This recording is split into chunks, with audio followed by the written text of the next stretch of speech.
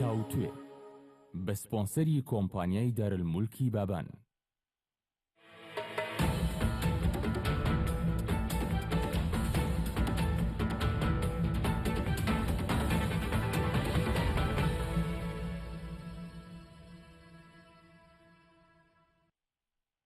This is NRT Daily News Analysis. سڵاوتان بە بەڕێزان، کارزان وسپانم لە ستۆدیۆکەوە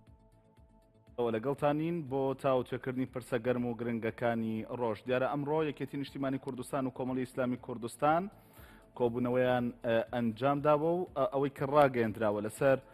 پرسی کورد بووە لە بەغدا یاخود لەسەر ئەو گۆڕانکاریانە بووە کە لە ئێستادا بڕیارە لە حکوومەتەکەی ئەبادیدا ئەنجام بدرێت. لە پاڵەوەدا پرسیارێکی دیکە هەیە کە پاش 5 مانگ لە کۆبوونەوەی بەردەوامی لایەنە سیاسیەکان هێشتا دۆخی سیاسی هەرێمی کوردستان وەکو خۆی بەچەق بەستووی ماوەتەوە. منم شەو هەوڵ دەدەم زانیاری لەسەر کۆبوونەوەکەی ئەمڕۆ و هەڵوێستی کۆمەڵی ئیسلامی کوردستانی ژۆر بگرم لەسەر دۆخی سیاسی هەرێمی کوردستان. هەروەها دەمەوێت دوایین قسەیان لەسەر پێشاتەنوێکان و کاراکردنەوەی پەرلەمان و چاکردنەوەی ناکۆکی نێوان لایەنە سیاسەکان لەگەڵ میوانەکەم ڕێبوار حەمەد و تەبێژی کۆمەڵی ئیسلامی کوردستان کە ڕاستەوخۆ لە ستۆدیۆکانمان لە سلێمانیەوە لەگەڵمان دەبێت. سوپاس بۆ ئامادەبوونت کاک ڕێبوار. زۆر سپاس. بەڵێ بەڕێزان، وەکو هەمیشە ئێوەش دەرفەتانەیە لە تۆڕی کۆمەڵایەتی فەیسبوک و لە پیجی NRT پرسیار و سەرنجەکانی خۆتان بە کۆمنت بۆ من بنووسن. هەم پرسیارەکانی من فراوانتر دەکەن، هەم هەوڵ دەدەم زۆرترین وەڵام بۆ ئێوەش وەربگرمەوە. کاک ڕێبوار، بە کۆبوونەوەکەی ئەمڕۆ دەست پێ دەکەین. کۆبوونەوەکە بە دیاریکراوی بۆچی بوو؟ بە ناوی خوای گەورە و میهرەبان. زۆر سپاس کاک کارزان. تەبەن کۆبوونەوەی ئەمڕۆ دوای ئەو کۆبوونەوەیە هات کە پێشتر لە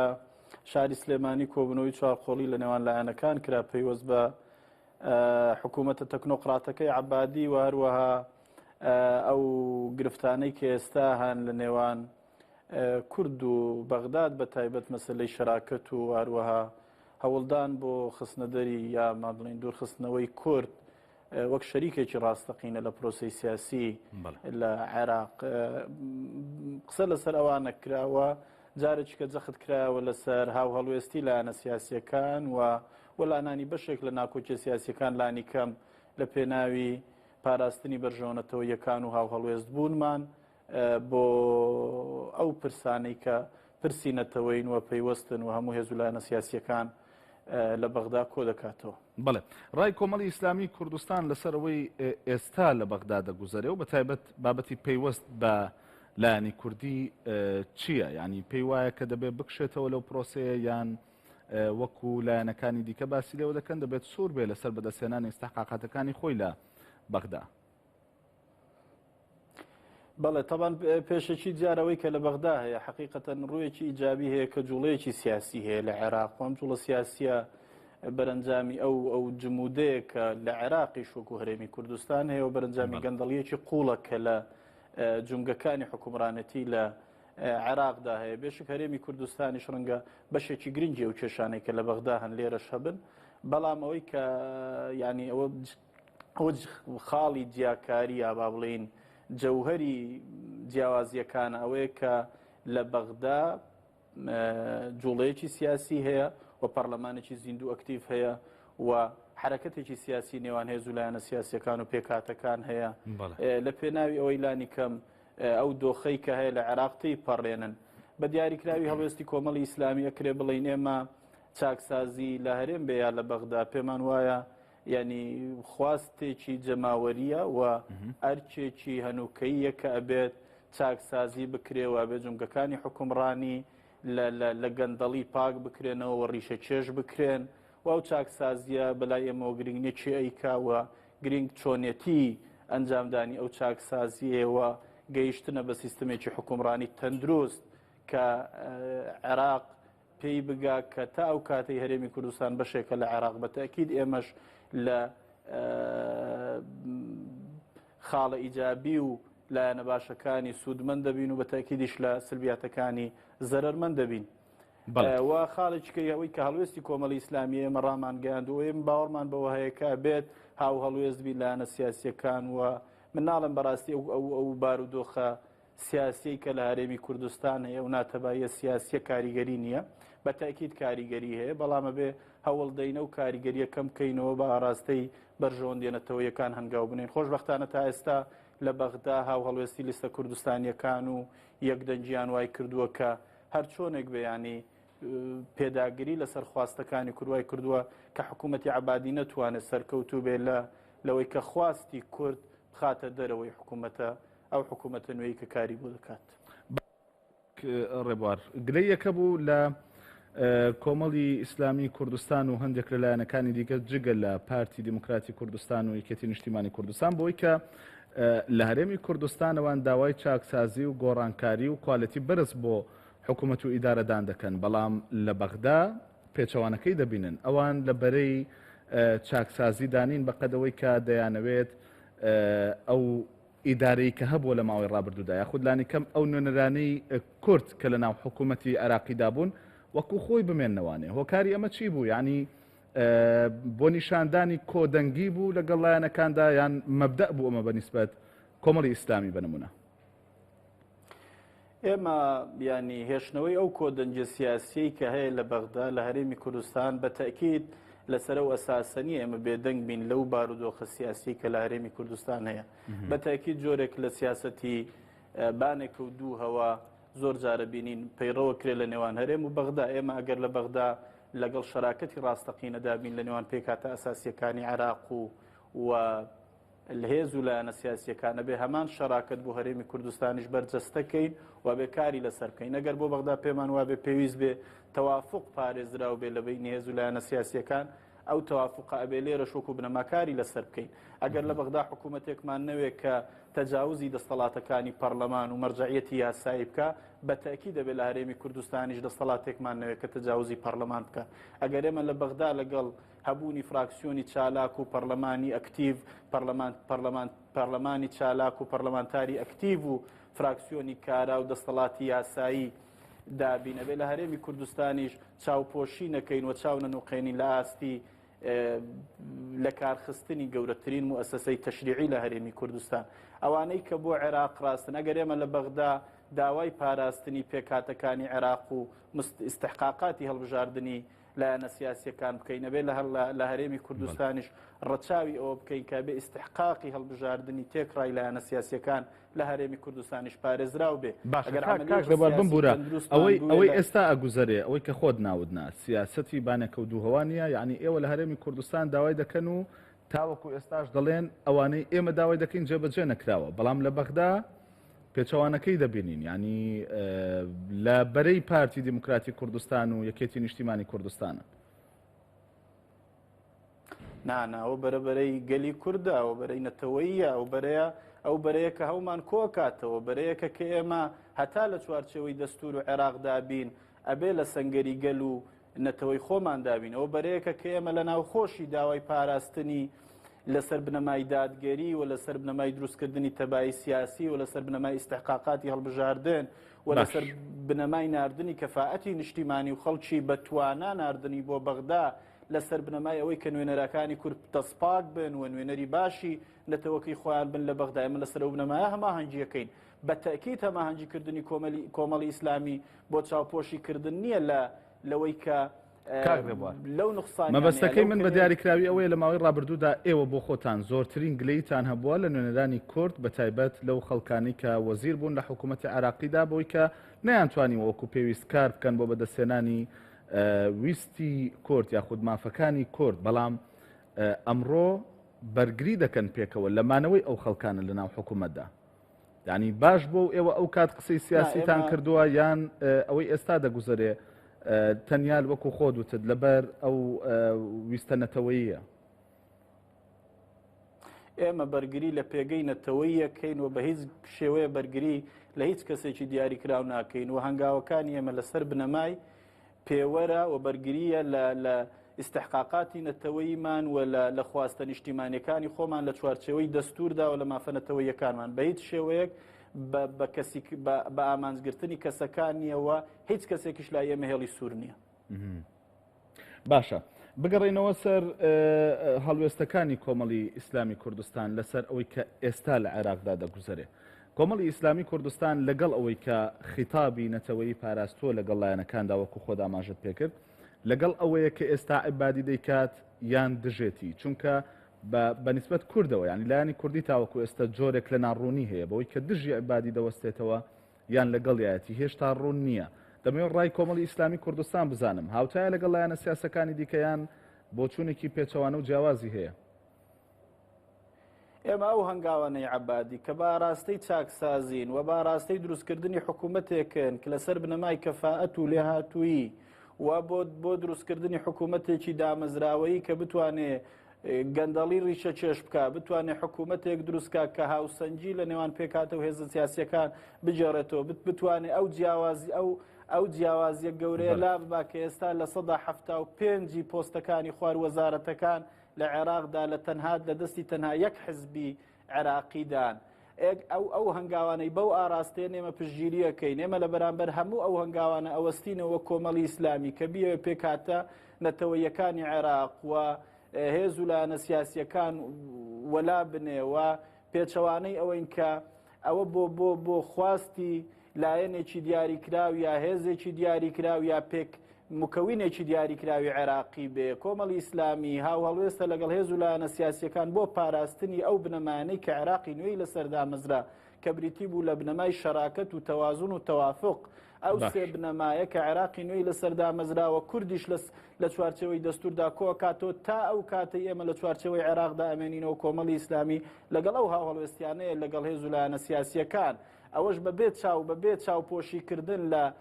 لەو کەم و کوڕیانەی کە نوێنەرانی کورد لە بەغدا هەیان بووە لەسەر ئاستی وەزارەتەکان و لەسەر ئاستی ئەجهیزەی تەنفیزی عێراقی ئەوەی کە پەیوەستە بە جیهەتی جێبەجێکاری لایەنی جێبەجێکار لە حکوومەتێک لە دوای یەکەکانی عێراقدا و هیچ کاتێکیش ئێمە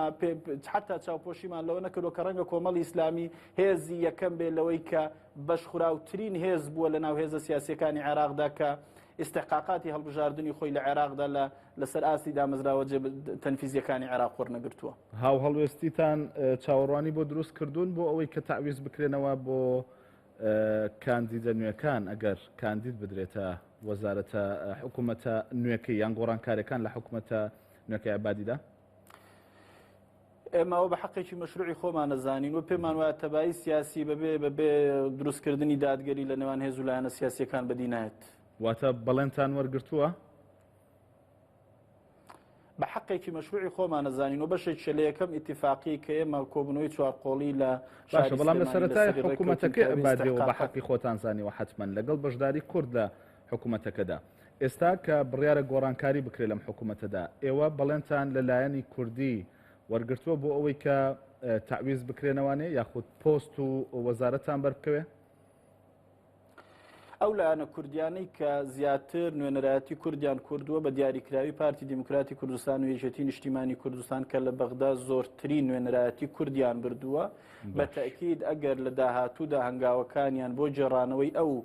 ئەو پێوەرانە نەبێت کە لەسەر بنەمای هەڵبژاردن استحقاقاتی هەموو لایەنەکانە جێڕنەوە بە تەکید زەرەری گەورە بە یەکریزی نیشتیمانی و هاوڵێستی لایەنە سیاسیەکانە گەێنن. باشە بەس من وەڵامەکەم بە دروستی وەرنەگرت. ئێستا کۆمەڵی ئیسلامی کوردستان لە هاوشان لەگەڵ یەکێتی نیشتیمانی کوردستان و پارتی دیموکراتی کوردستان خیتابێکی یەکگرتووی هەیە لە بەغدا. ئەم خیتابە یەکگرتووە لە پای بەڵێنی ئەو دوولایەنەیە یان لانیکەم پارتی دیموکراتی کوردستانە بەوەی کە پۆستان هەبێت لە گۆڕانکاریەکاندا وەکو کۆمەڵی ئیسلامی مەبەستم. کارزان کۆمەڵی ئیسلامی یەکگرتووی ئیسلامی بزوتنەوەی گۆڕان پارتی دیموکراتی کوردستان یەکێتی نیشتیمانی کوردستان هەر پێنج هێزی سیاسی کە نوێنەرایەتی کورد دەکەن لە بەغدا هاو هەڵوێستن یەک هەڵوێستن و جیاوازی لەو ڕۆ نییە. ئەو هاوڵوێستی ئێستا هەیە هاوڵوێستی هەر پێنج هێزە سیاسیەکەیە لە بەغدا و فراکسیۆنەکانیان هەماهەنگن و کۆبوونەوەیان هەیە وەشتی نووسراو هەیە لە نێوان ئەوانەدا لەسەر ئاستی کوردستانیش ئەو کۆبوونەوەی کە باس کرا من باسیەوەم کرد بڵێ وەکو بنەما نووسراوە کابێ استحقاقی هەموو لایەنەکان پارێزراو بێ لە حکوومەتی نوێی عەبادیدا. باشە ئەمە لە حکوومەتەکەدا ئاوها دەبێ بەڵام من دەمێ بزانم وەکو لایەنی کوردی ئێوە هیچ بەڵێنێکتان وەرگرتووە پۆستێکەیە بۆ کۆمەڵی ئیسلامی کوردستان دیاری کرابێ؟ ئێمە تا ئێستا هیچ قسەمان لەسەر پۆست نەکردووە. کۆمەڵی ئیسلامی ینی قسە لەسەر ئەوەیە کە لە حکوومەتی عەبادیدا قۆناغ بە قۆناغ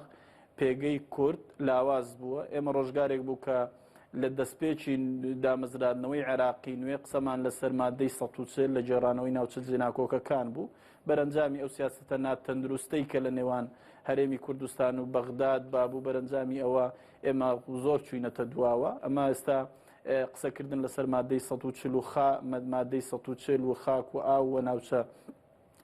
ناوچەکانی دەرەوەی هەرێمی کوردستان ئێستا خاڵێکی لاوازە و کەمترین قسەی لەسەرەکرێ. ئێمە دواتر بودجەی هەرێمی کوردستان و ڕێژەی کە لە سدا حەفدە کە لە بودجەی عێراق دیاری کرابوو ئەو بەشە بڕان هەرێمی کوردستان لەوەشدا سەرکەوتو نەبوو لە جێڕانەوەی هەرێمی کوردستان دەرایەتی کورد لەسەر ئاستی سوپا و بەشداری لە جەیشی عێراقی بۆ ڕێژەی لە سەدا سێ و خوار لە سەدا سێ دابەزیوە لە هەیئەتەکان لە بەڕێوەبەرە گشتیەکان بەشداری کورد و نوێنەرەکانی بۆ ئاستێکی لاواز دابەزیوە. بە تاکید ئەو قۆناغی کە ئێستا لە بەردەم بوو بەرەو ئەوە بوو کە نوێنەرایەتی کورد لە بەغدا لەسەر ئاستی ئەنجومەنی وەزیران و وەزیرەکانیش بۆ ئاستێکی نزم دابەزێ. ئەو هاو هەڵوێستی سیاسی ئێستا هەیە بۆ ڕاگررتنی ئەو هاوسەنجێ، بۆ ڕاگررتنی پێگەی کوردە، بۆ پاراستنی هاوسەنجی نێوان پێکاتەکان و نەتەوەکانە لە عێراقدا کە ئێمە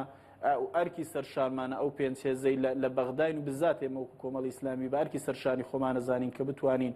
ئەو هاوسەنجە بپارێزین و پێداگیری بکەین لەسەر خواستە نەتەوەیەکانمان و ئستحقاقاتی نەتەوەی خۆمان. وی لە کۆمەڵی ئیسلامی ئێمە تەنها بڕگەیە کە قسەمان لەسەر کردووە ئەوە بۆ کە ئێمە ئەو کاندیدانەی کە هەمانن کۆدەنجی سیاسی هێزە سیاسیەکانی لەسەر بێ و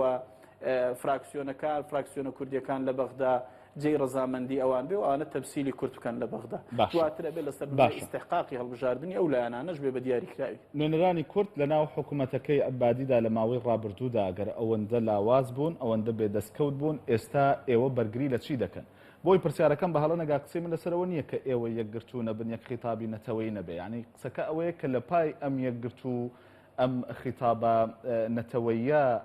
مەرجتان داناوە بۆ ئەوەی کە نوێنرانی داهاتووی کورد لە بەغدا فعالتر و چالاکتر و هەکبەیان پڕتر بێ بۆ هەرێمی کوردستان؟ ناشاردرێتەوە یعنی کە ئێمە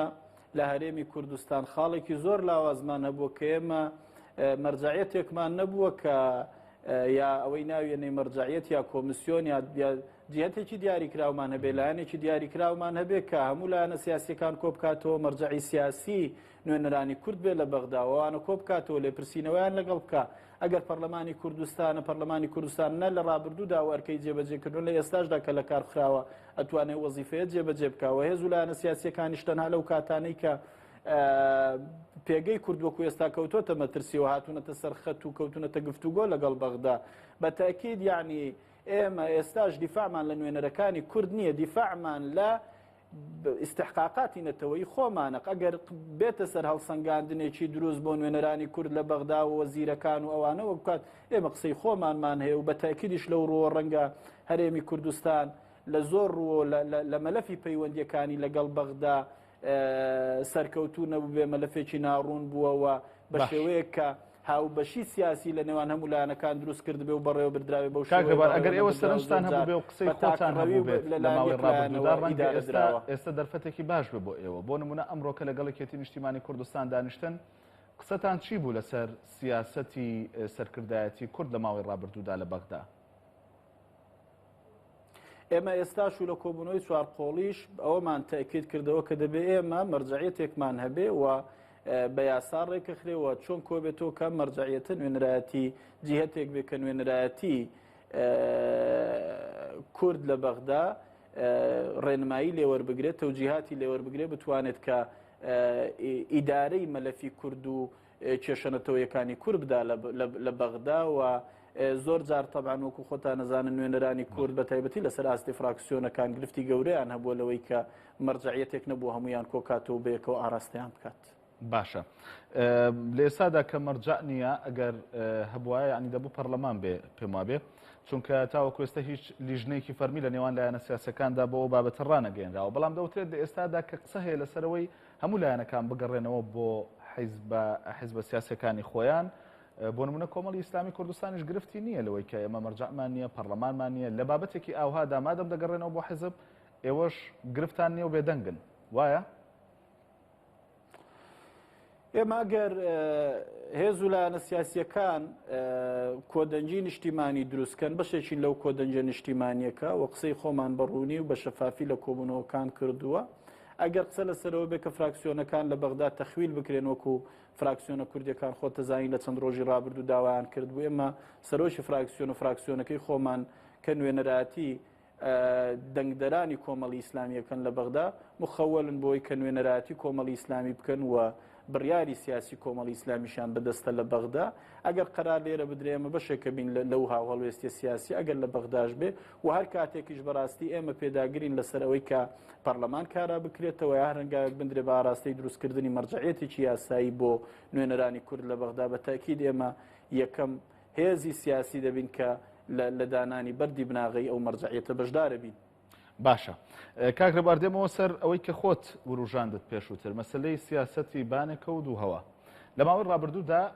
ئۆپۆزیسیۆنی جاران کە کۆمەڵی ئیسلامی و بزوتنەوەی گۆڕان و یەکگرتووی ئیسلامی کوردستانە بەڵام نێسە پرسیارەکەم ڕاستی کۆمەڵی ئیسلامی کوردستان دەکەم یعنی ڕەخنەتان زۆر بوو لەوەی کە دەسەڵات وەکو پێویست گوێ لە خۆپیشاندەران لە داواکاری خەڵکانی ناڕازی ناگرێت بەڵام ئێستا لە بەغدا کە خۆپیشاندان هەیە و گرفتیان هەیە لەگەڵ حکوومەتی ئێستادا کەچی لایەنی کوردی بە ئێوەشەوە وەکو کۆمەڵی ئیسلامی و کۆی لایەنە ئۆپۆزیسیۆنەکانی جاران هێڵی سوورتان هەیە لەسەر لابردنی وەزیرێک کە یاعلانتان کرد لە کاتی خۆیدا. ئێمە وەکو کۆمەڵی ئیسلامی هیچ هێڵی سوورمان لەسەر هیچ وەزیرێک نییە. بەڵام ئەوەی کە لە ماوەی ڕابردوودا بە ناوی کوتلە کوردەکانەوە خوێندرایەوە ڕای کۆمەڵی ئیسلامی کوردستانیش نەبوو. ئەو پەیامی ئێوەش نەبووە پەیامێکی یەکگرتووی لایەنە کوردەکان نەبوو. ئەوە لەو کاتەدا بوو کە ئەگەر بویسترێ هەندێک لە وەزیرەکانی تر بمێنەوە و تەنها وەزیرە کوردیەکان دوور بخرێنەوە وەکو هەڵوێستێکی نەتەوەیی ئەوەی من بزانم کوتلە کوردیەکانەوە هەڵوێستیان ماند. باشە بەڵام ئەو تعریفەیە وەرناگرێتەوە لە هەرێم بە جۆرێک داواکاریتان هەیە و لە بەغدا بە جۆرێکی دیکە. یارمەتیم بدە لە کاتێکدا کە ئێستا بڕیار لەسەر تەغیرێکی شامل گۆڕانکاریەکی ڕیشەیی و گشتگیر درراوە لە بەغدا هەموو وەزیرەکانەگرێتەوە لەسەر ئاستی بەرپرسی دەستەکان و بەڕێوەبرە گشتیەکان و سەفیرەکانیش لە ئێستادا تەبانەوە هێزە کوتلە کوردیەکانیش هاو هەڵوێستن لەگەڵی و وێ کێشەیەک نییە ئەوە یەک دووهام بەرامبەر مەسلەی خۆستانە و بەرامبەر خواستی خۆپیشاندەران نا بە تاکید دەگەر خواستی خۆپیشاندەران بریتە لە هەنگاونان بەرەو چاکسازی و دروستکردنی حکوومەتێک لەسەر بنەمای توانا و لێهاتووی حکوومەتێکی تەکنۆقراتەوە بە تاکید ئەوەی کە هەیە هێز و لایەنە سیاسیە کوردستانیەکانیش بەشێکی گرنگی ئەوە بن بەڵام ئەوەی کە مافی نوێنەراتی کوردی هەیە نوێنەرانی کوردن لە بەغدا و ئەوەی کە تیاری سەدریە هەریەکێ لەو ڕەوتانەی بەغداکان نوێنەراتی دەنگدەرانی خۆیانەکە و کوردیش لە بەغدا و پێنج فراکسیۆنەی هەیە و نوێنەراتی خۆیانەکەن وانیش تەمسیلی نوێنەراتی کوردەکەن لەبەرەوە نا بە هیچ شێوەیەک ئەوە وەستانەوە نییە لە بەرامبەر خواستی خۆپیشاندەران بەنسبەت هەرێمی کوردستانیشەوە من پێم وایە کۆمەڵی ئیسلامی تا ئێستا شێمە لە بەرەی خەڵکو جەماوەرین و بۆ بەغداش من پێم وایە ئەمە بەرەی خەڵکو جەماوەرە کە بەرەی نیشتیمانیە بەرەی نەتەوەییە بەرەی پاراستنی یەک ریزی نیشتیمانیە بەرەیەکە کە لە ڕابردوودا و لە شۆڕشێک لە دوای یەکەکانی کورد بەردەوام قوربانیەوەی داوە کە جیاوازی نێوان هێز و لایەنە سیاسیەکان هەمیشە نەیارانی کورد ئەویان قۆستۆتەوە وەکو خاڵی لاوازی کورد مامەڵەیان لەگەڵ کردووە. باشە کاک ڕێبوار دیسان هەر لەسەر کۆبوونەوەکەی ئەمڕۆی نێوان کۆمەڵی ئیسلامی کوردستان و یەکێتی نیشتیمانی کوردستان دەبێ بزانم هیچ کۆبوونەوەیکی دیکە کراوە لەگەڵ لایەنە سیاسیەکاندا جگەل لە کۆبوونەوە چوار قۆڵەکە یاخود کە بڕیار بوو پێنج هێزەکە پێکەوە کۆبوونەوە چوار لایەن کۆبوونەوە و کۆبوونەوەکەی ئەمڕۆشتان هیچ کۆبوونەوەیەکی دوو قۆڵی دیکە لە نێوان لایەنە سیاسەکاندا بە دیاریکراوی لە نێوان ئێوە و لایەنە سیاسەکانی دیکەدا کراوە و ئەمڕۆ ڕاگۆڕینەوە بوو لەگەڵ یەکێتی نیشتیمانی کوردستان یاخود ڕێکەوتن و بڕیار و ئەوەی لێکەوتەوە. ناتەوەی ئەمڕۆ تەنها ڕاگۆڕینەوە بووە و ئەو کۆبوونەوانەش کراون کۆبوونەوەیکی چوارقۆڵی لە سلێمانی کراوە بە تەواوی پەیوەست بووە بە پرسی بەغداوە بە هیچ شێوەیە قسە لەسەر پرسەکانی ناوخۆ و هەرێمی کوردستان نەکراوە و کۆبوونەوەکانی تریشەوە خۆتان وەکو دەستگاکانی ڕاگەیاندن ئاگادارن کە هەر ئەمڕۆ کۆبوونەوە لەگەڵ نێوان یەکێتی نیشتیمانی کوردستان و کۆمەڵی ئیسلامی لە نێوان یەکێتی نیشتیمان و یەکگرتووی ئیسلامی لە نێوان دوێنش لە نێوان یەکێتی نیشتیمانی کوردستان و پارتی دیموکراتی کوردستان ئەنجام درراوە لەوە زیاتر من هیچ زانیاریەکەم نییە دەربارەی کۆبوونەوەکانی تر بەڵام بەنسبەت کۆمەڵی ئیسلامیەوە نەخێرەمە هیچ کۆبوونەوەیکی ترمان نەبووە. بڕیار نییە هیچ کۆبوونەوەیکی دیکە ئەنجام بدرێت لە سەرم بابەتە بە دیاریکراوی لەگەڵ پارتی دیموکراتی کوردستان. من تا ئێستا پێم وانیان ئێستا هیچ هەنگاوێک نییە بەرەو کۆبوونەوە بەڵام ئەگەر مەسەلەی بەغدا و ئەو پرسانەی کە ئێستا پەیوەستن بخوازێت ئێمە بڕیارێکی مەبدەیمان هەیە و کۆمەڵی ئیسلامی لە هەموو ئەو کۆبوونەوەانە بەشدارە بین کە پەیوەستن بە پرسی کورد و مەسەلەن نەتەوایەتیەکانمان لەگەڵ بەغداد. ئەی ئەو بابەتانەی کە پەیوەندی بە ناوخۆی هەرێمی کوردستانەوە هەیە گەرداوەکاری هەبێ بە کۆبوونەوە. ئێمە لە ناوخۆی هەرێمی کوردستان سوورین لە سەرتەواوی هەڵوێستەکانمان پێمان وایە ئەوەی کە بەداخەوە بێ بڵێن بەڕاستی دوای حکوومەتی عێراقی کە ئێمە بڕیار بۆ هەرێمی کوردستان بکەین بە نمونەی حکومڕانێتی کردن ئەوەی کە پێیانەوت عێراقێکی نوێ لە عێراقی هەرێمی کوردستان ئەوەی بڕوار وابوو ئێرە لانکەی سیستەمێکی حکومڕانی تەندروست و دەستا و دەستکردنی دەسەڵات و حکوومەتی لەسەر بنەمای هەڵبژاردن و حکوومەتی دەسەڵاتی شەرعی و یاسایی و ئەوانەی کە ئێمە ئیدعامانەکە لە ڕابردوودا بەداخەوە یانی ئێستا هەرێمی کوردستان ڕەنگە زۆر گەڕابێتەوە دواوە و ئێمە نایشارینەوە کە پەکخستنی پەرلەمان یەکێکە لە خاڵ هەر ڕەشەکان بە نێوچاوانی ئەزمموی حکومڕانی هەرێمی کوردستانەوە لە ماوەکانی ڕابردوودا ئێمە گەورەترین دەسەڵاتی شەرعی و یاسایی هەڵبژێردراوی گەلی خۆمان ئەوەی کە بە شیعارەکانی هەڵبژاردن بە دروشمەکانی هەڵبژاردن بڕیارماندا کە ئەوێ بکەینە شوێنی نوێنەرانی گەل و یەکلایکردنەوەی تەواوی کێشەکانم دەستگایە پەک خراوە و خراوێتە پەراوێزی هەموو دەستگاکانی ترە و دەستگای کە سەرچاوی هەموو دەسەڵاتەکان و سەرچاوی یاسادانانە بە تاکید هەرێمی کوردستان جوڵەیەکی سیاسی نابینین کە بتوانین بە ئاراستەی ئەوەی وەلانانی کێشە ناوخۆیەکان و من سەرەتای بەرنامەکە شوتم کارزان ئێمە هەموو لایەنەکان بەڕاستی بەدافعی نیشتیمانی بەدافعی نەتەوەیی هەنگاوەنەین بە ئاراستەی یەکریزی نیشتیمانی لە بەغدا ئەگەر نا بەتەکید ئەو بارودۆخە سیاسی هەرێمی کوردستان کاریگەری گەورەی لەسەر هەڵوێستی لایەنە سیاسیەکان هەیە لە بەغداش. باشە.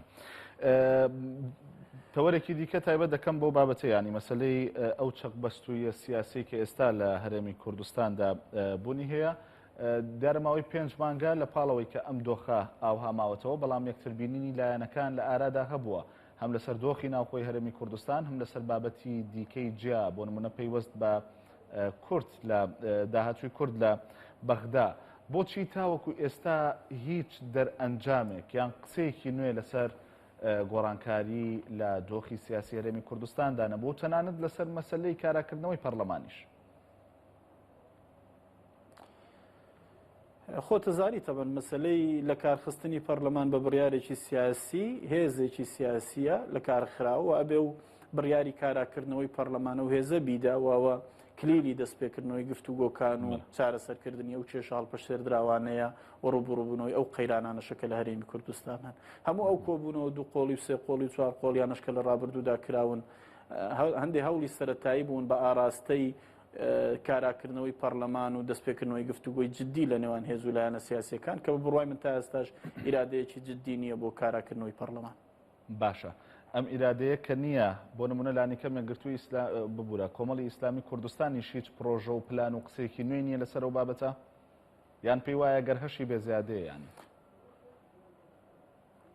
ناکۆمەڵی ئیسلامی هەمیشە قسەی خۆی کردووە و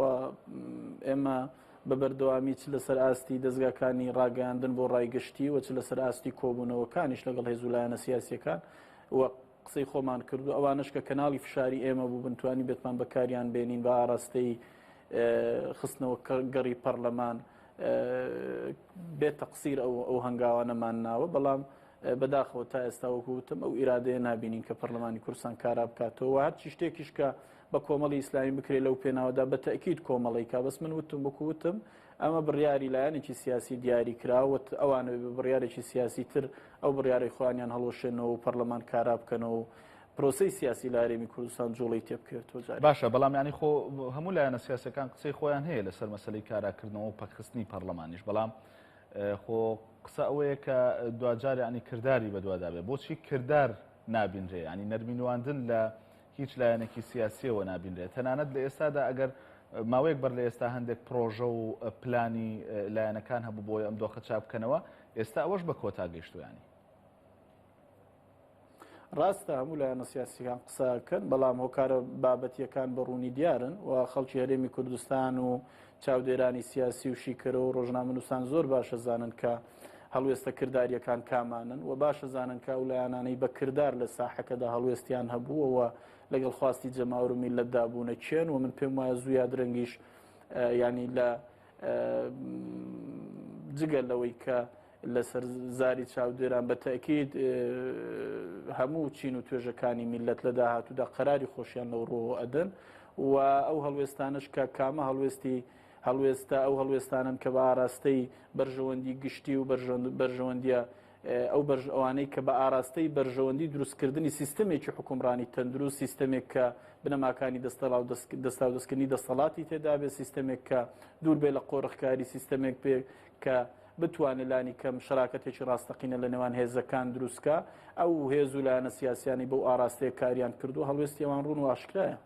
پەیوەندیتان لەگەڵ پارتی دموکراتی کوردستاندا چۆنە ئێستا کاگرەوەر پەیوەندی ئەمە پەیوەندیەکی ئاسایی و تەندروستە بەڵام بە تاکید پەیوەندی کۆمەڵی ئیسلامی دوایە و بارودۆخانە لەگەڵ پارتی دموکراتی کوردستان پەیوەندیەکە ینی پچڕاوە تا ئاستێکی زۆر و هیچ گفتوگۆیەکی جددی و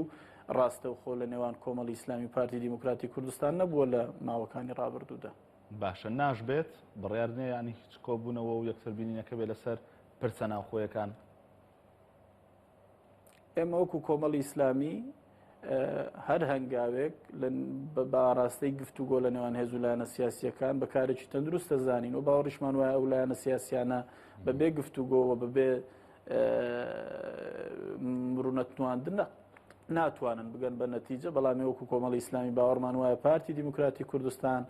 لە ئێستادا بەرپرسە لە بەرامبەر کاراکردنەوەی پەرلەمان وە پێویستەوانە و هەنگاوە بنێن بۆەوەی کە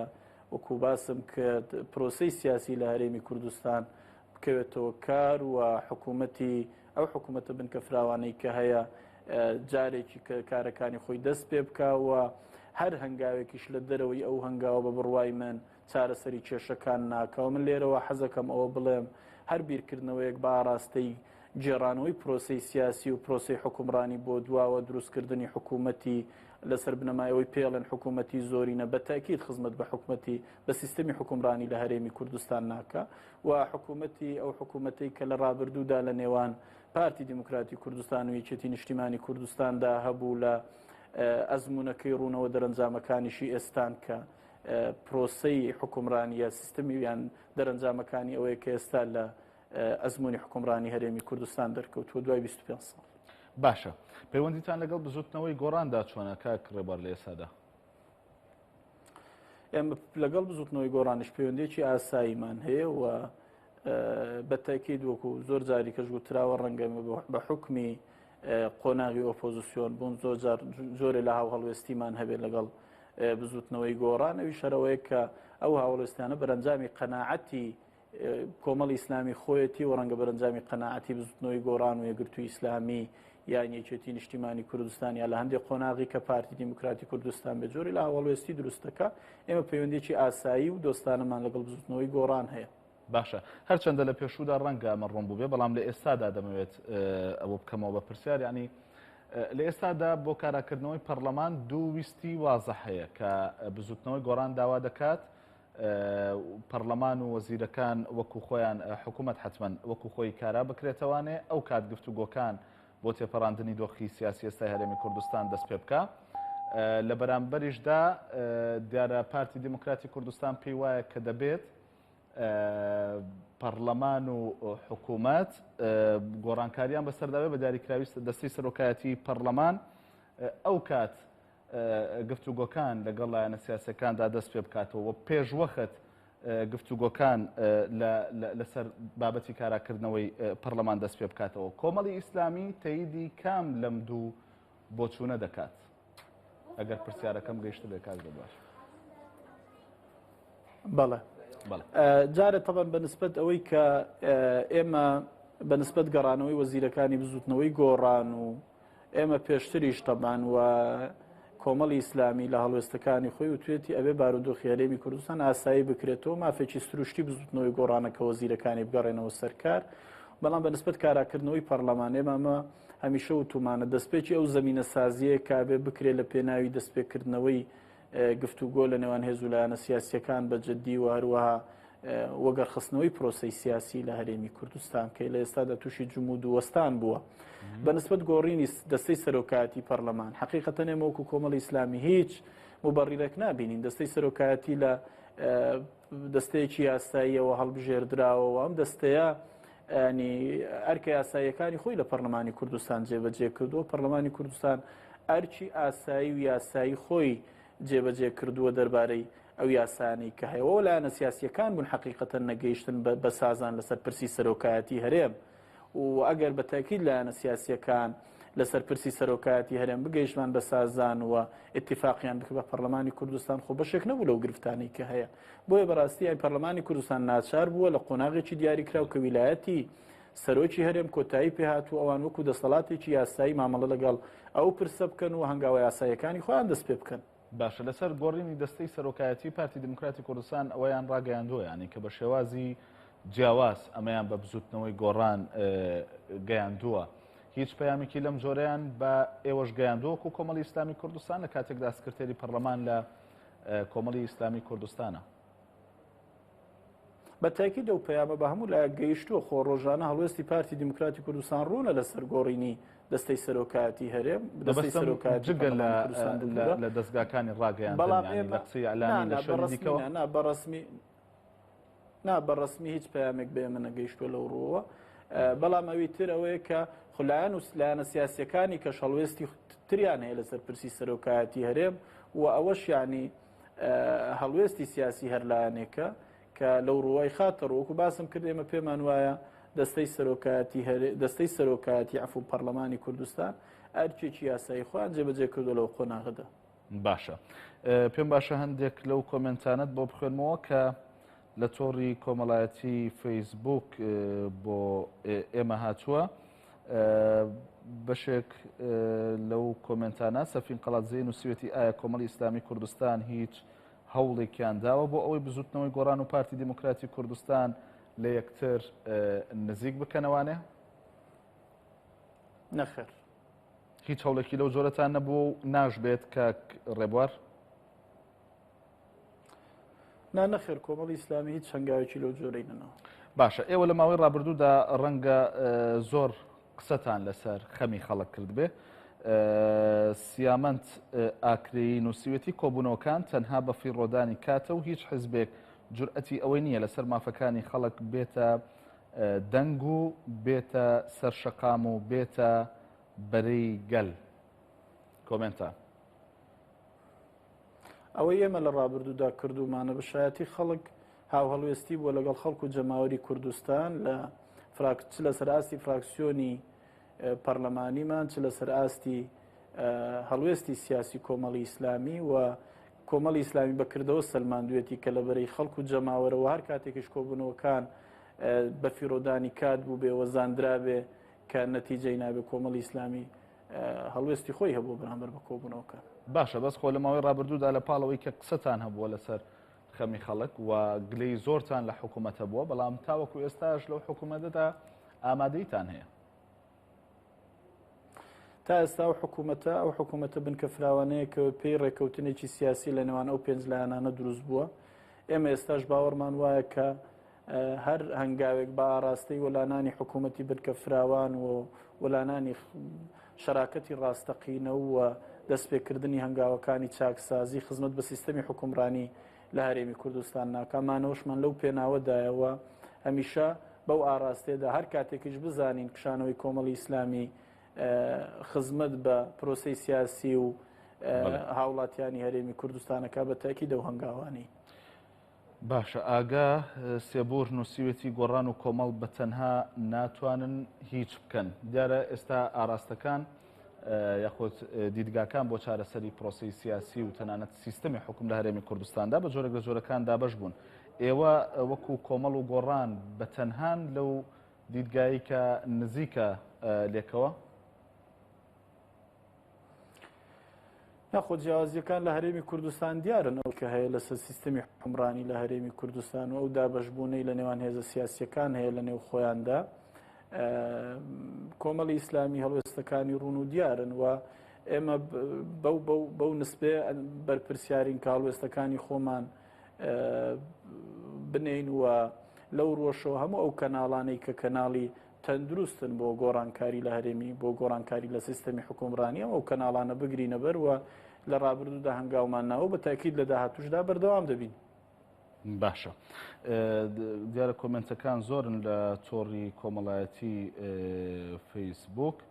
ئەحمەد ڕەسوڵ نووسێتی هەموو کۆبوونەوەکان ئیجابی دەبن کەچی هیچ ئەنجامێکیان نەبووە و تەنها خۆڵ دەکەنە چاوی خەڵک. دیارە ئەمە وەکو تعلیقە لە قسەی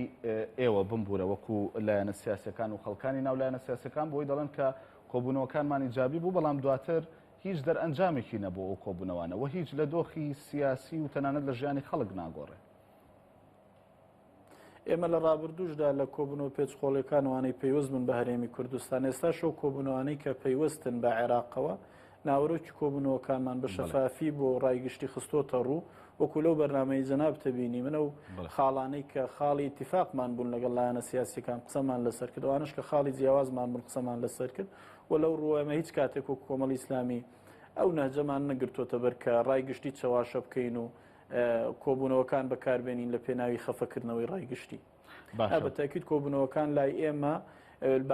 لە پێناوی چارەسەردا بوون و پێشمان وا بووە ڕابردووی نەتەوەی ئێمە و گەلی ئێمە ئەوەندە نەهامەتی هەیە کە بەردەوامی لەسەر گفتوگۆکان تا ئاگەین بە چارەسەرەگە ناو جیاوازیانەی کە هەیە هیچ کات ئێمە نەمان شاردوتەوە. باشە پەیام هەورامی نووسێتی حیزبە بەناو ئیسلامەکان ئەو وا دەڵێ ببوورە بۆ خۆیان یەک دەنگ و یەک ڕیز نین چۆن ئەتوانن حیزبەکانی دیکە ڕێک بخەن. سەفین قەڵەتزێژ نووسێتی ئایا بە بڕوای کۆمەڵی ئیسلامی کوردستان ئەوەی ڕێگرە لە چارەسەربوونی دۆخی ئێستا یارەمی کوردستان پارتی دیموکراتی کوردستانە؟ جارە بەنسبەت هێز و لایەنە سیاسیەکان لە هەرێمی کوردستان خۆخۆتە زانی لە قۆناغی جیاجیادا هاودەنگی و هاوهەڵوێستیش لە نێوان هێز و لایەنە هێزە ئیسلامیەکاندا هەبوو و لێک تێگەیشتێکی هاوبەشی باشێ و هێزە ئیسلامیەکان ئەزمموی خراپیان لە پەیوەندیەکاندانیە بەڵام هەڵوێستی جیاواز بەرەنجامی خوێندنەوەی جیاوازە لە نێوان دوو هێزی سیاسی شتێکی سروشتی و ئاساییە. باشە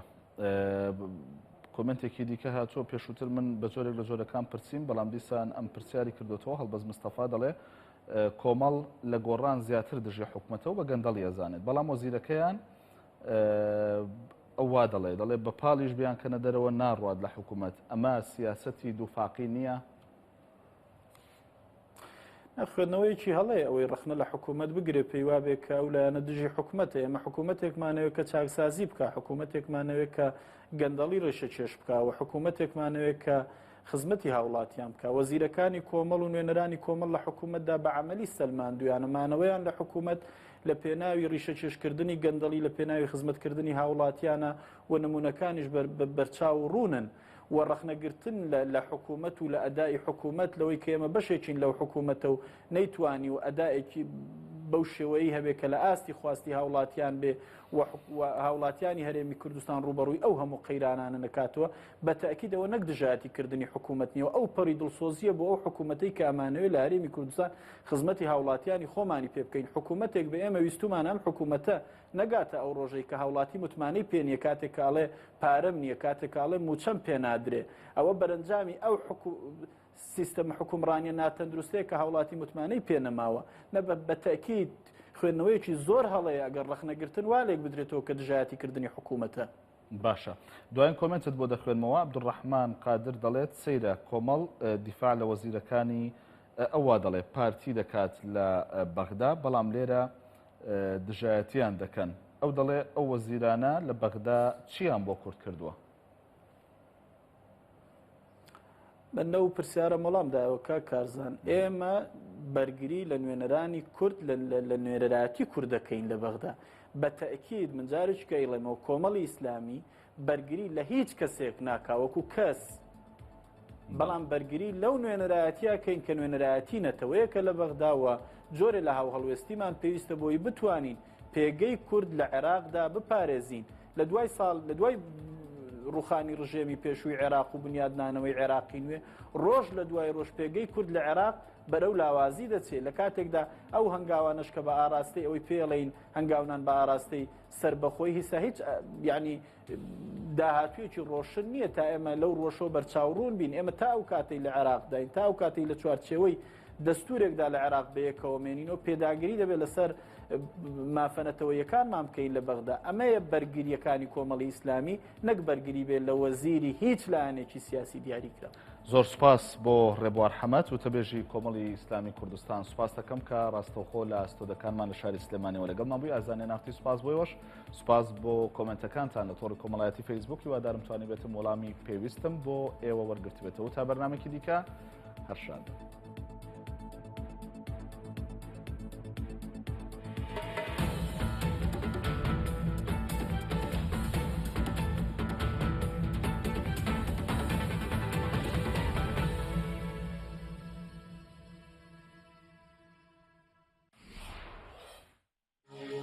تاوتوێ بە سپۆنسەری کۆمپانیای دارالمولکی بابان